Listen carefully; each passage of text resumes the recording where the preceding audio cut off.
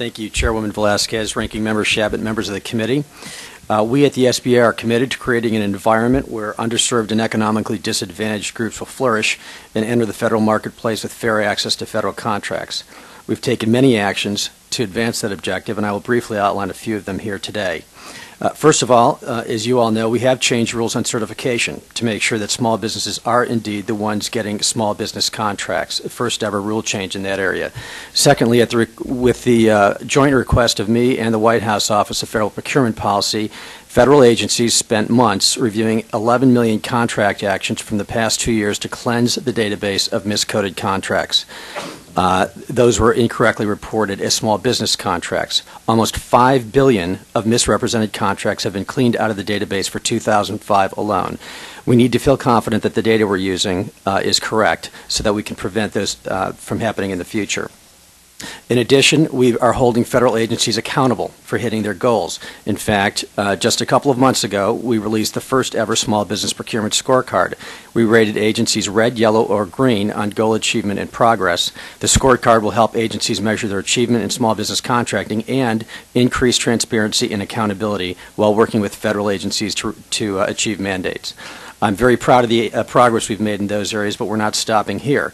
We continue to pursue further opportunities that may be less visible to the committee internally at the SBA.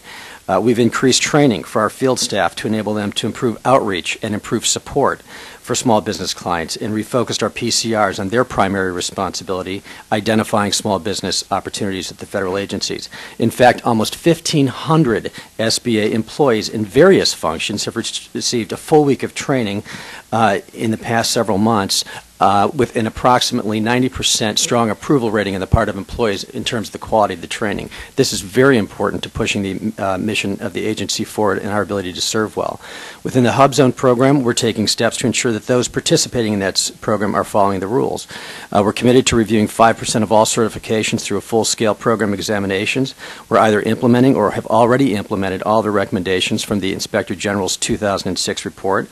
SBA has acted to reduce misrepresentation and miscoding of Hub Zone awards. In the past, contracting authorities failed to verify Hub Zone status of the awardees for Hub Zone contracts. To resolve this, we currently have a regulation pending before the FAR Council that will require firms to attest to the Hub Zone status not only at the time of bid, but also at the time of award.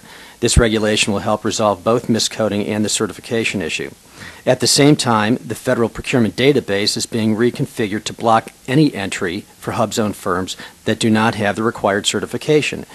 In addition, SBA is working with our agency colleagues to educate contracting officials on the simple steps that they need to take to verify Hub Zone status.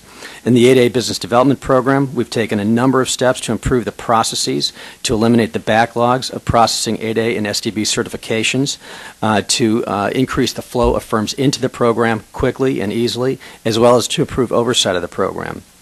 The agency has revised its partnership agreements, which delegate 8A contract execution function from the SBA to various federal procuring agencies to clarify their roles and their responsibilities for monitoring contract compliance of and performance by 8A firms.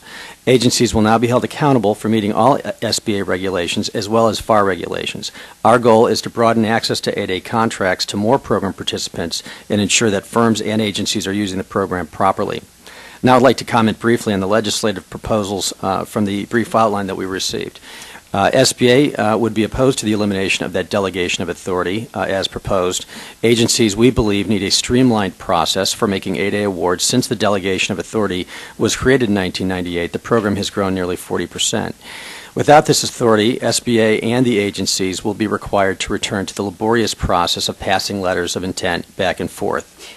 Out of concerns about significant delay, SBA would suggest amending the process rather than eliminating it. And as I mentioned before, SBA has already redrafted the agreement with the agencies. Regarding the standard net worth, regarding the net worth standard, SBA has not found that the current $250,000 level is a barrier to entering the program. The program participation stands at an all-time high. Applications are coming in steadily.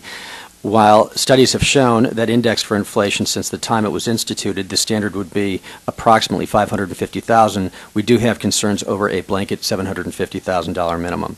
I must also point out that our Inspector General has repeatedly expressed concerns over the nature of economic disadvantage in our existing definition. SBA is concerned over the proposal to require on-site evaluations before a firm's second contract in the Hub Zone program. We do foresee significant cost and logistical challenges in implementing that program effectively. The FAR regulation SBA has pending will improve accuracy significantly, and that will require attestation of Hub Zone status at the time of an award of any contract. However, consistent with the committee's concern, SBA is committed to pursuing greater enforcement and assessment of penalties against firms that violate the program rules.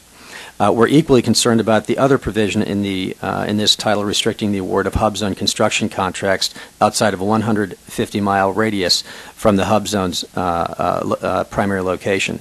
Depending on the state or the location of the Hub Zone, this would effectively eliminate any Hub Zone firms from competing for work at all. For example, a Hub Zone construction firm on a Native American reservation would potentially be unable to bid on contracts in the nearest city. We have no objection to the provisions included in the veterans portion of the proposal. False certification affects all firms, and obviously SBA does not object to the codification of the terms of President Bush's executive order, so we're committed to implementing that order. And then finally, we do have concerns about the proposal for increasing the sole source award authority to $10 million. This provision has the potential to create a significant pool of large sole source contracts that would be outside of the reach of most small businesses. If the committee's concern is to reduce this disparity in the 8A program, we would not suggest this approach, because creating that authority, we think, is only likely to increase the gap between small and large 8A firms. So that completes my testimony, and I would be happy to answer any questions at this time.